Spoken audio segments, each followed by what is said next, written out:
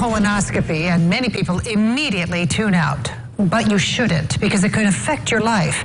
New guidelines were just released today to lower the recommended age to begin colon screenings. And it's because more people are having issues that can lead to colon cancer. Joining me now to talk more about this is Dr. Sherry Ziegler, oncologist at St. Vincent Evansville. Dr. Ziegler, thank you so much for joining us today. The age to begin colon screening was 50. What are the new guidelines and why this change now? Yeah, it's exciting, Dave. The American Preventive Task Force lowered the age now to 45 for an average risk person. And the reason they did that is we're seeing far more younger individuals getting colon cancer, especially the African American population. So the hope is that if we can find colon cancer at an early stage, or even when it's still just colon polyps, we can save far more lives.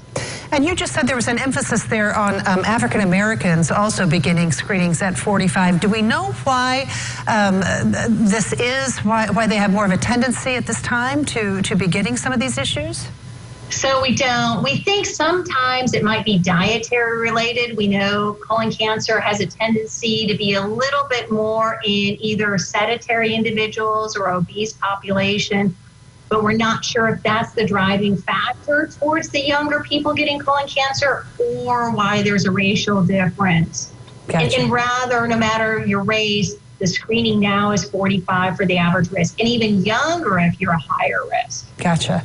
Now, you say, as I mentioned before, you say colonoscopy, and people are like, okay, no, I don't want to do that. A lot of it is because of that unpleasant prep that you have to go through before getting a colonoscopy, but that's no longer the only option in screening, correct? That's correct. There's different screening techniques. So colonoscopy, hands down, still the standard of care. And honestly, the prep has definitely gotten much better over the years. The nice thing about the colonoscopy is you can go in, you see a polyp, you remove it, you do a biopsy. Other options is now DNA testing of the stool, which can be done every 3 years. And clearly that can be done in the privacy of your own home. And if there's an abnormality, you get a colonoscopy. And a third choice is what are called Hemoccult stool cards, where we test your stool for blood. Not as accurate, but any screening is better than no screening. Right, absolutely. Now, I also understand these guidelines that we're also changing guidelines for lung cancer screenings as well today. Again, dropping the age, this time from 55 to 50. Why this change for lung cancer screenings? Yeah, I mean, honestly, I was saying this is unprecedented to see 2 different cancer screenings change in such a short time. Lung cancer, an incredibly deadly cancer. And what we found was that patients who haven't smoked as much are at a higher risk for getting lung cancer. So they changed a couple things today. They actually changed the age, where now people can have low-dose screening CAT scans between the ages of 50 to 80. It used to be 55. And the other huge change will probably have a big impact is it used to be if you smoked what was called 30-pack years, meaning a pack a day for 30 years, you qualified.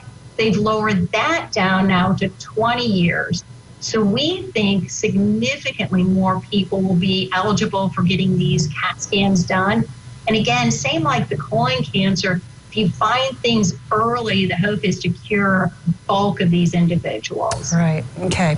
Well, 2 quick questions here at the end. Number 1 is, because these recommendations were lowered, does this mean health insurance companies will follow suit and fund these as well, make it part of their coverage? And also, if people fall into these categories, how do they go about getting these? Do they just talk to their doctor?